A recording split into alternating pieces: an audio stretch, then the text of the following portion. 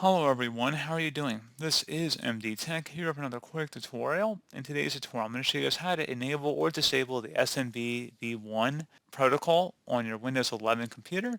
So there are various reasons why you would want to enable it just in terms of legacy applications and purposes, but generally speaking, it's not a very safe protocol to use just due to its authentication, integrity, and encryption abilities.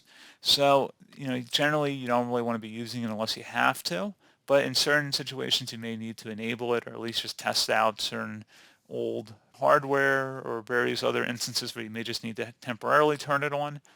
Or maybe you're on this tutorial on how to disable it, which, is probably a safer method. I'd rather be turning it off than turning it on.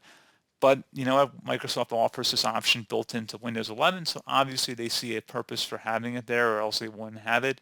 So, there are plenty of people that will criticize that, but that really isn't my place to, say.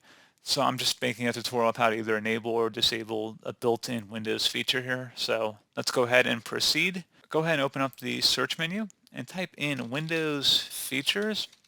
Best match should come back with turn Windows features on or off. Go ahead and open that up. There should be an option if you scroll down near the bottom here for SMB 1.0/CIFS file sharing support. If you want to enable that, just check mark the box, make sure everything's checked under it, and then you would select OK. If you wanted to disable SMB 1.0, you would just uncheck that option, and then all the subsequent ones underneath of it, all of the folder icons should also uncheck, and then you would select OK. And you may have to wait and allow it to update and install new software. And you probably would want to restart your computer after that if you had to make any changes. I just basically showed you guys how to enable it without enabling it. So it didn't have any additional requirements on my end once we concluded our steps. So pretty straightforward process, guys. Do hope I was able to help you out. And I do look forward to catching you all in the next tutorial. Goodbye.